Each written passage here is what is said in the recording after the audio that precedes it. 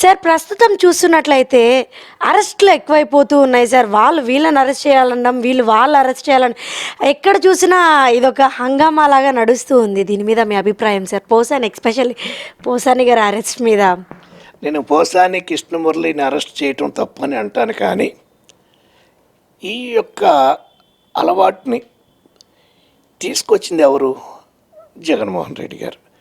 జగన్మోహన్ రెడ్డి గారు అరెస్టులు మొదలుపెట్టిన తర్వాత మాత్రమే ఈరోజు అరెస్టులనే జరుగుతున్నాయి.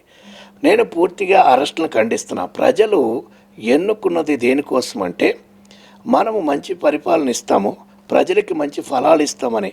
అంతేగాని మన కక్షపూరితమైనటువంటి కార్యక్రమాలు తీసుకువెళ్ళటానికైతే నేను పూర్తిగా వ్యతిరేకం. పార్టీలైన ఒకవేళ తప్పైనా కూడా వ్యక్తిగతమైన దాడులు జరగకూడదు. మనకి ఏదైతే రాజ్యాంగం ఇచ్చిన హక్కుల ప్రకారం మనం పోరాటం చేయొచ్చు, తప్పులేదు. ఒకటి చెప్తాను వినండి.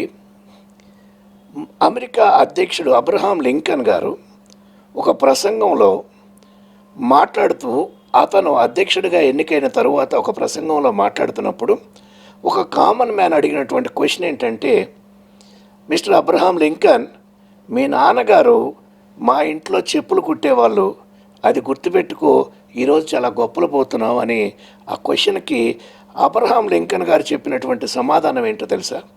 అబ్రహాం లింకన్ గారు ఏమన్నారు అంటే, సార్, మా నాన్నగారు నాకు చెప్పులు కుట్టడం నేర్పించారు, నేను రాజకీయం చేయటం కూడా నేర్చుకున్నా.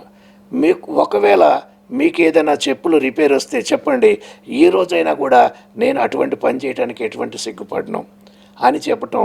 అక్కడ కక్షపూరితం లేదు. ఒక అధ్యక్షుడిగా ప్రపంచంలోనే అగ్రదేశమైన అమెరికా దేశానికి అధ్యక్షుడిగా ఉన్నటువంటి వ్యక్తి ఎలాంటి నిర్ణయాలు తీసుకున్నాడు? అలాంటి రాజకీయాలు కావాలని కోరుకుంటున్నాం. ఈరోజు కామన్ మ్యాన్ విషయానికి వచ్చినా కూడా ఏ అరెస్టులు కూడా మంచిది కాదు. చంద్రబాబు నాయుడు గారిని అరెస్ట్ చేయటం వల్లే జగన్మోహన్ రెడ్డి గారు ఓడిపోయారు. ఇది మాత్రం 100% కరెక్ట్.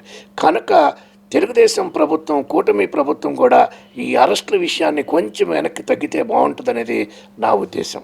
సార్, ఇప్పుడు చంద్రబాబు నాయుడు గారు, పవన్ కళ్యాణ్ గారు ఇద్దరు కలిసి నడిచే బాటపై మీ అభిప్రాయం సార్? ఈరోజు ప్రస్తుతం అయితే చాలా బాగుంది. ఇది భవిష్యత్తులో కూడా ఉండాలని కోరుకుందాం. కానీ రెండు పడవల మీద కాలనే విధానం అయితే మాత్రం పక్కా ఉంది. తెలుగుదేశం పార్టీ ఇండివిజువల్గా పోటీ చేసినా కూడా 100 సీట్లు వచ్చి ఉండేవి. కానీ ఆ రోజు రాష్ట్రం కోసం, రాష్ట్ర అభివృద్ధి కోసం ఇద్దరు ఒక అడుగు ముందుకేసి కామన్గా వీళ్ళు ముగ్గురు కలిసి ఒక ప్రభుత్వాన్ని ఏర్పాటు చేయడానికి ముందుకు వచ్చారు. అది తప్పైతే కాదు. రాబోయే కాలంలో అయినా ఏ పార్టీ ఆ పార్టీ ఇండివిజువల్గా గ్రో అయ్యి రాబోయే కాలంగా ఇండివిజువల్గా పోటీ చేసి ఎవరి యొక్క బలం వాళ్ళు నిరూపించుకుంటే మంచి రిజల్ట్ వస్తాయి అనేది నా ఉద్దేశం. Okay sir, thank you sir. Okay అమ్మా.